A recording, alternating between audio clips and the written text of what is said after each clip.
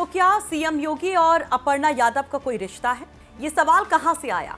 ये बहुत बड़ी बात है क्योंकि ये सोशल मीडिया पर तो लोग कह ही रहे थे अपर्णा यादव को ट्रोल करने के लिए। जब से वो बीजेपी में शामिल हुई तब से कई तरह की बातें कही जा रही थी, लेकिन अब बीजेपी के अंदर से ही ये बात उठने लगी है। दरअसल बीजेपी की बदायूं सांसद संघमित्रा मौर्य ने एक फेसबुक पोस्ट लिखा जिसमें उन्होंने अपर्णा को योगी का रिश्तेदार बता दिया।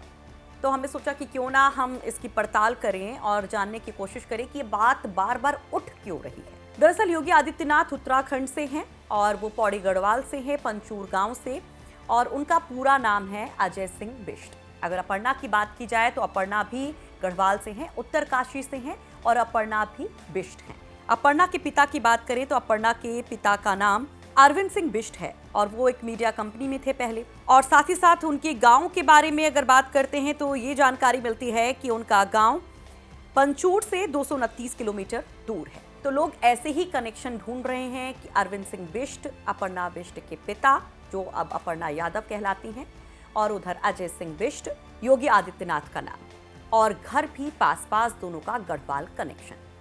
तो इस हिसाब से लोग रिश्ते गढ़ रहे हैं, लेकिन हकीकत इसमें कुछ नहीं है। लेकिन बात यहाँ बड़ी इसलिए हो जाती है कि बीजेपी सांसद ने ये बात उठाई है। इसके साथ साथ बीजेपी सांसद ने अपनी पोस्ट में कई और गंभीर आरोप भी लगाए। जरा उस पोस्ट पर नजर डालिए।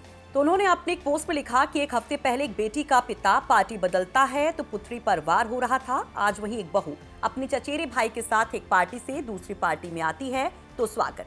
संघमित्रा ने आगे सवाल किया कि क्या इसको भी वर्ग से जोड़ना चाहिए कि बेटी पिछड़े वर्ग की है और बहू अग्रणी वर्ग से है।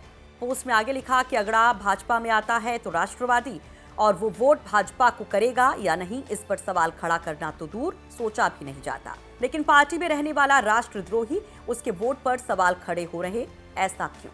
देखिए एक तरफ तो वो अपर्णा यादव और योगी का रिश्ता बताती हैं, चचेरे भाई बहन का, तो दूसरी तरफ वो अगड़े पिछड़े की सियासत भी कर देती हैं और ये कह देती हैं क्योंकि वो मौर्य समाज से हैं, क्योंकि वो पिछड़े तबके से हैं, इसलिए उनको वो सम्मान यहाँ पर नहीं मिला। उनके ऊपर कई आरोप लगाए गए, कई सवाल उठाए गए। और वहीं दूसरी तरफ अपर्णा क्योंकि अगड़ी जाति से हैं तो उनको यहाँ राष्ट्रवादी बता करके इतना बड़ा तमगा दिया जा रहा है। तो सवाल ये है कि क्या स्वामी प्रसाद मौर्य की बेटी एक बार फिर से बगावती हो गई हैं? क्या जो कहा जा रहा था कि स्वामी प्रसाद मौर्य तो सपा में शामिल हो गए हैं, तो क्या संघमित्रा मौर्य को भी पार्टी नहीं छोड़ देनी चाहिए? लेकिन उसके बाद जो उनकी सफाई सामने आई थी उस पर भी सवाल उठे थे और इस पोस्ट ने फिर से ये कह दिया कि क्या संघमित्रा मौर्य भी जल्द झटका दे सकती हैं बीजेपी को? क्या वो भी समाजवादी पार्टी जा सकती हैं अपने पिता के पास?